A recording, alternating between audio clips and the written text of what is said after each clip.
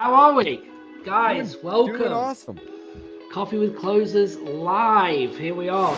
Well, David, tell us a little bit about yourself, man. We're happy to have you on the show today. Yeah. So I was born at an early age. Just kidding. So no, I started in real estate investing myself in college. So someone gave me the book Rich Dad Poor Dad, and that's really what got me kicked off. Was that book, that mindset shift, and really wanted to do deals in real estate, and that's what got me fired up. I bought my first house, fixed it up, rented it out for a while, then lived in there. It was my first house that I lived in, and then actually lease optioned it after I moved out of there with an incredible tenant, like paid early on time, and then 6 months later he cashed me out with an actual loan. So I was like, okay, I like this. I want to keep doing this. So started working with an investment company and grew that from about 5, 7 deals a month to about 25, 30 deals a month. So we were just doing a whole bunch of different types of deals in there: wholesale, wholesale, fix it, flip, all the stuff, seller finance.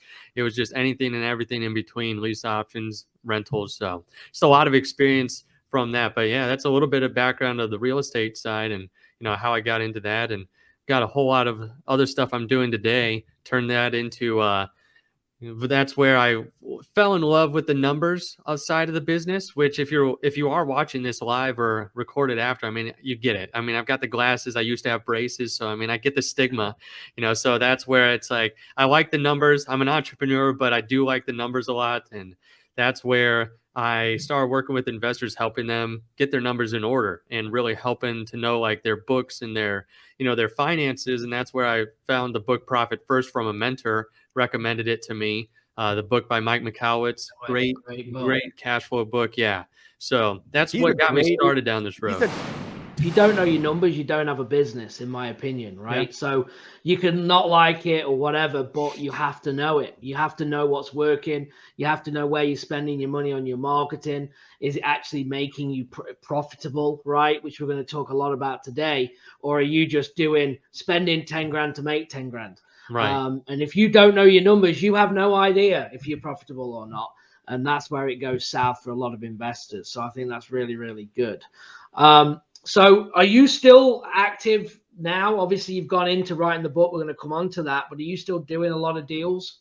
Oh no, I sold everything I had to start Simple CFO, and because I saw a huge need there on that side to help investors with the financial side. Because at that point, I had enough where we could live anywhere, pretty much do anything. Sold that and was like, hey, I want to help. The real estate investing world, because I don't want it to be 2008 and 9 again, and like some of the friends that I had in real estate, just completely get demolished and wiped out. So just a lot of factors there. So that's where I kind of started this business and wanted to, bring this message of like, you don't have to live in the rat race, like as a real estate investor, don't have to live deal to deal, and really just help people get out of that cycle that they sometimes get into in their own business.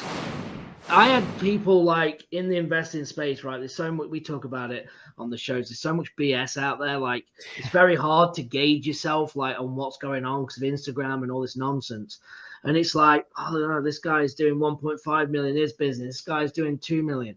But when you actually get to know people and you break it down, you're like, hold on a minute, you're turning over double what I turn over, but I make way more money than you, right? Yeah. Because of the ways. Like I think one of the biggest things I see as well in our industry is like when acquisition people, your sales guys, right? They can make good money if they're good, but then they make more money than the owner. Like, oh, I'm not paying myself.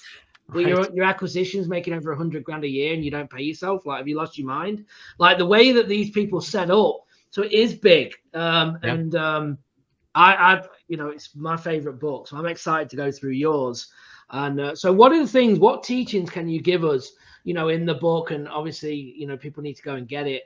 But like how are you working with clients like us and Yeah. people in the space? What's kind of some of your methods? Sure. So I'll just go through the framework of just the general framework of Profit First, and then I'll tell you like what's specific to the real estate investing side. So for Profit First, the first part of it is the mindset. We've all heard a lot of it too. We've heard that it's the old mindset is like sales minus expenses equals profit. You make a sale, you pay everyone else, you think of yourself last, and you get paid last. Like you were saying, Gavin, right there. Like we're thinking of ourselves last.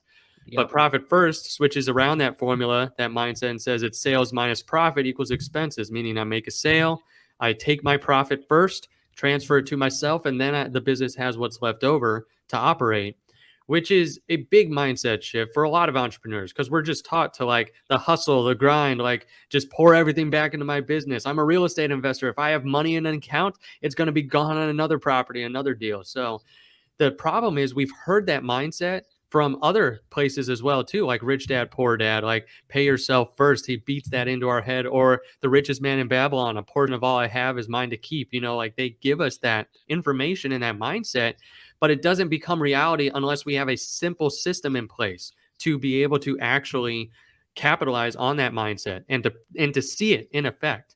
So we need to pay yourself first. That's what getting that mindset in place. So how do you do that? Profit first, why I like it too, is it has teeth behind it. The practical sense of how do I make profit a habit on every single deal that I do on my overall business? How do I make sure that we're taken care of? So it's literally like the envelope system. I don't know if you've heard of the envelope system or whatnot, but basically like if your grandma and grandpa used to have like envelopes for a little, you know, for all the cash that they would put in for the different areas of Man, what I they got would spend their friends money that on. still use the envelope system. There you go. There you go. It's, And my whole, grandparents or I think friends, it's great, whatever. but I also think it's funny because I'm like, you actually have cash? Right? Like Yeah. everything is on a microchip these days. Right, exactly. Everything. I'm excited to go through David's book, right? Because Profit First, the original, is my favorite book. It's game changing in terms of running a business, in my opinion. Mhm. So I am 100% in and believe in it, because to that point that we've just talked about, all the points, you build this big nest egg of money, but all of a sudden you're like, oh yeah, we're killing it. You get relaxed, you start making decisions, and then all of a sudden you've got, hold on, we've got 50 properties, we've got to pay tax, we've got to do this, got to do that. Now you owe 150. Out of your 250 in your account, you just lost 150 grand over like one phone call with your accountant. You want to throw up, and you got to pay it. So all of a sudden now you're going, hold on, I don't look as good as I thought. Right. So it is just, I cannot express it enough. Like, you have to do it. It's like not even a question. It's a must, in my opinion.